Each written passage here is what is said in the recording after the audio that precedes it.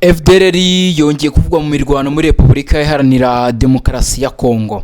Ni nyuma yuko uyu mutwe wari waragiranye n'ubutegetsi bwa Kinshasa amasezerano agamije kurambika intwaro, guhagarika imirwano no gutangira gahunda yo kusubiza mu buzima busanzwe. None bakomeje kuvugwa imirwano ikomeye muri Kivu y'Amajyepfo. Ni bande bari kurwana kuki FDLR yongeye kuvugwa muri iyi mirwano? Ese amasezerano yo kurambika intwaro yaba ari guhura n'imbogamizi? Kandi se ibi bishobora kugira izihe ngaruka ku biganiro by'amahoro n'umutekano w'akarere k'ibiyaga bigari? Mu nkuru yacu rero tugiye kurebera hamwe biri kubera muri Karehe, uruhare rwa FDLR ruvugwa muri iyi mirwano ndetse n'ibirego bitandukanye by'imande zihanganye. Gusa niba utarakanda subscribe kandi ukaba ukunda amakuru yihuse yasesenguye kandi yibanda kubera mu Rwanda, muri Repubulika Iharanira Demokarasi ya Kongo ndetse no mu karere k'ibiyaga bigari, kanda kuri subscribe kandi nawe kunzogera kugira ngo ujye tubona notification igihe cyose tushyizeho inkuru, tuzajya ugira ikintu gito kigucika. Uyu munsi tugiye kugaruka ku mirwano yongeye kuvugwa muri teritwari ya Karehe mu ntara ya Kivu y'Amajyepfo. Amakuru avuga ko imirwano yatangiye mu rukerera rwo kuwa 11 Kanama 2027 cyane cyane mu bice bya Chambombo, Cyangugu, Kaziba, Derumbishi, Rwisimbi ndetse na Gafufura. Kwande rumwe hari kuvugwa AFC M23, kundi ruhande hakavugwa ingabo za FARDC abarwanyi ba FDLR ndetse n'ingabo z'u Burundi, imitwe ya Wazalendo ndetse n'abacancuro b'abanyamahanga. Amakuru avuga ko impande zombi zakoresheje intwaro nto n'iziremereye, ikibazo gikomeye ariko nuko muri izi mbaraga ziri ku ruhande rwa leta ya Kongo, FDLR yongeye kuvugwa cyane. Imirwano yabereye, reka tuanze turebe aho iyi mirwano yabereye. Rero iyi ni imirwano yabereye muri Kivu y'Amajyepfo muri teritwari ya Karehe. Aka ni agace kamaze igihe kari mu bibazo by'umutekano kubera imirwano hagati y'ibitwe twaje intwaro n'ingabo za leta y'u Burundi, indi leta ya Repubulika ya Demokarasi ya Kongo ndetse na Wazalendo. Kuwa 11 Kanama 2026 gwari ku munsi w'ejo imirwano yatangiye mu rukerera. Amakuru avuga ko humvikanye amasasu y'intwaro no ndetse n'ibisasu by'intwaro ziremereye. Imirwano yibasiye ibice bitandukanye nkuko nari ndimo bibabwira mu kanya, harimo Chambombo, Cyangugu, Kaziba, Derumbishi, Rwisimbi ndetse na Gafufura. Bwa hose ni muri Karehe. Kugeza amakuru atangwa n'impande zihanganye ntabwo buri gihe ari guhura n'imibare y'abapfuye cyangwa inkomere, ariko FC M23 yatangaje ko hari abaturage bapfuye ndetse n'abandi bakomeretse. Hari kandi abaturage bavuga ko bavuye mu ngo zabo bashaka ahantu hatekanye.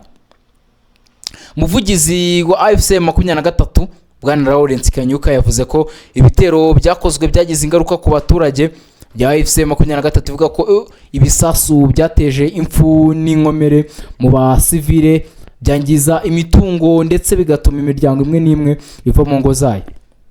Iri huriro kandi rivuga ko ibi byiyongera ku bibazo by'ubutabazi byari bisanzwe n'ubundi ari muri karere.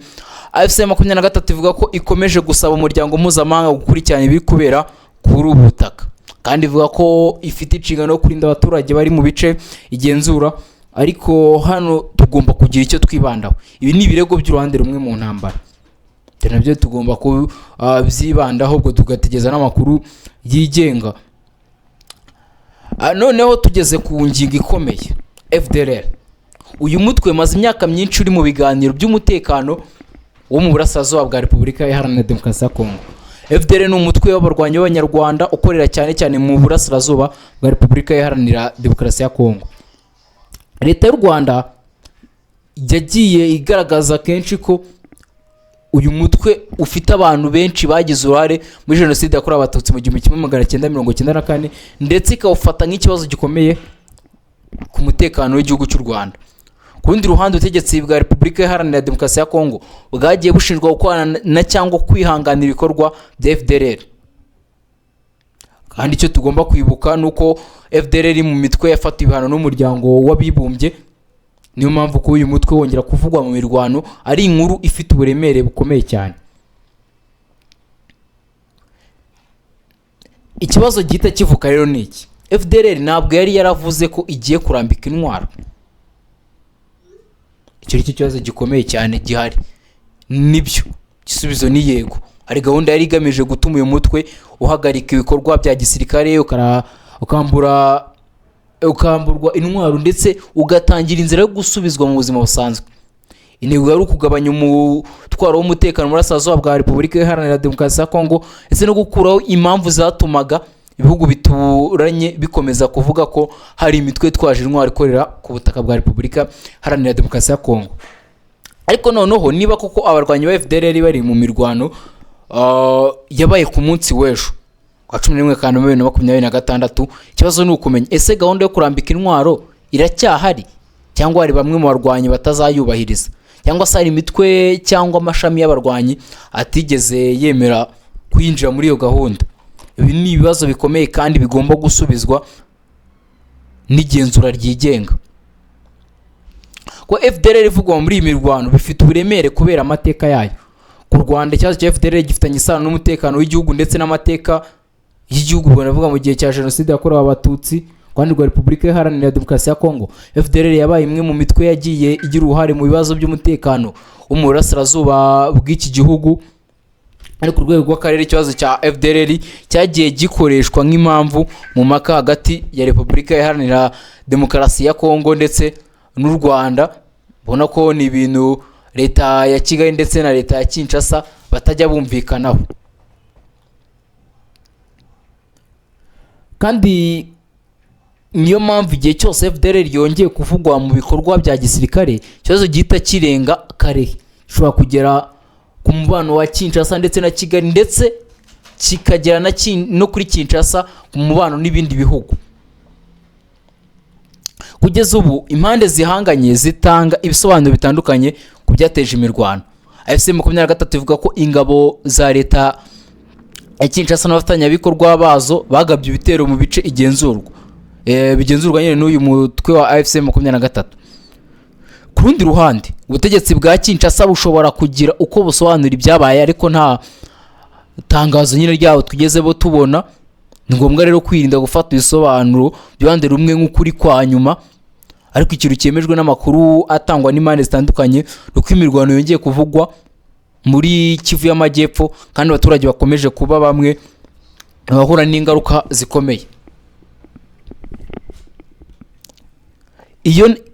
Iyo intambara itangiye, abarwanyi ntabwo ari bo bonyine bahura n'ingaruka.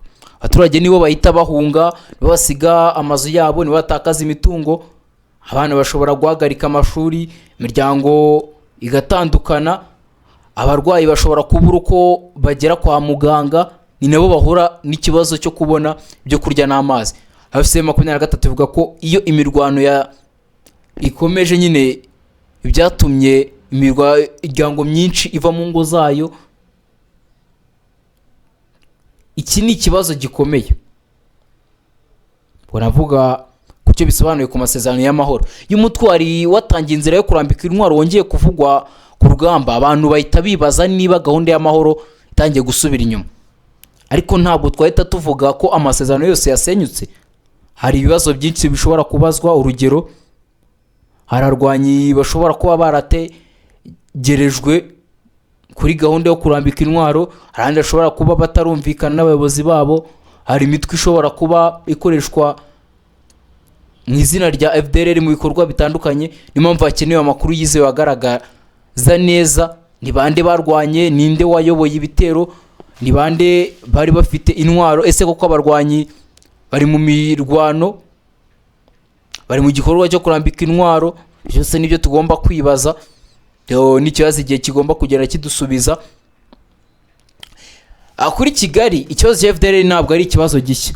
U Rwanda rumaze igihe ruvuga ko FDLR ari kimwe mu bibazo by'umutekano igihugu cyarwo kidashobora kwirengagiza. Niyo mpamvu igihe cyose FDLR ivuzwe mu bikorwa bya gisirikare hafi y'umupaka w'u Rwanda, ikibazo gihita gifata indi ntera. Kandi rwa Kinshasa, ubutegetsi bwa Kongo bwagiye buvuga ko bugomba guhangana n'imitwe twaje intwaro iri ku butaka bw'iki gihugu. Ariko ikibazo cy'ingenzi nuko imikorere y'imitwe twaje intwaro muri Kongo ishobora kugira ingaruka ku bihugu byose bihana imbibi. mu kanya mu nkuru nabahaye nabahayemo ibya FNL na Red Tabara kuri leta y'u Burundi, ubwo tureta tuzana ni FDLR kuri leta y'u Rwanda. ngo nyine imikorere y'iyi mitwe twaje intwari igira ingaruka ku bihugu byose bibana imbibi na Repubulika Iharanira Demokarasi ya Kongo ndetse nyine n'umutekano wo mu karere muri rusange. AFC-23 nayo ifite uko ibona iki kibazo.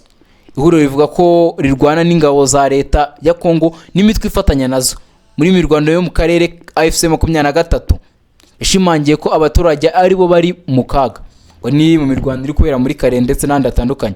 Ihuriro rivuga ko rikomeje gufata ingamba zo kurinda abaturage bari mu bice igenzura, ariko hano naho tugomba gukomeza gutandukanya ibyo AFC-23 ivuga, ibyo leta ya Kongo ivuga ndetse n'ibyatangazwa n'imiryango yigenga.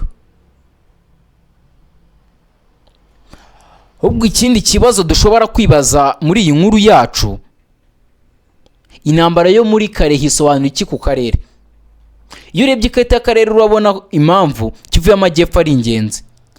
Aka gace kari hagati y'uduce dutandukanye twagize uruhare mu bibazo by'umutekano wa Kongo. Hari Uvira, Karehe, Bukavu, Minembwe, Fizi, Mwenga, kandi hari hafi y'imipaka y'u Burundi ndetse n'u Rwanda. Imirwano ikomeye ibaye muri aka karere ntabwo iba ikibazo cya Kongo gusa, ushobora gutuma abaturage bahunga bakambuka imipaka, twitwaje intwaro igahindura ibirindiro, intwaro n'abarwanyi bakimukira ahandi, ndetse n'ibihugu bituranye bikongera ingamba z'ubwirinzi. Ibyo mwabonye byabaye ku Rwanda rwashyizeho ingamba z'ubwirinzi. Ari ikibazo ushobora kwibaza, FDLR yaba yasubiye ku rugamba? Kugeza ubu ko FDLR ivugwa mu mirwano ntabwo bihagije kugira ngo tuvuge ko gahunda yose yo kurambika intwaro yananiwe, ariko ni ikimenyetso gikomeye kigomba gukorwaho iperereza. Ni ikimenyetso cy'uko n'ubundi isaha n'isaha FDLR ishobora kuba yagira gute, yagaruka. Ngo nuko nguko bimeze, tutakomeza kubakurikiranira uburyo umutekano uhagaze hariya muri Repubulika Iharanira Demokarasi ya Kongo, ibya FDLR ndetse na M23 byose turakomeza kubikurikirana. Ubwo tubwire wowe bibona ute? Ase utekereza ko kuba FDLR yongeye kuvugwa mu mirwano nyuma y'amasezerano yo kurambika intwaro ushobora gusenya inzira y'amahoro? Somva ikibazo cy'umutekano muri Karehe gishobora komeza gukwira mu bindi bice bya Kivu y'Amajyepfo? Andika igitekerezo cyawe hasi muri comment. Wari no kumwibutsa gukanda subscribe niba utarakanda subscribe kugira ngo ujye ukomeza gukurikirana amakuru agezweho ku bibera muri Repubulika Iharanira Demokarasi ya Kongo, Rwanda, Burundi, akarere k'ibiyaga bigari kose, Afurika ndetse no ku isi muri rusange. Ubwo reka dusubire mu nkuru yacu itaha. Ubwo ni amahoro n'imigisha Nyagasani atanga bikomeze bane nawe, ngo ndaza Quick Time zinu zikomeze zikunogere.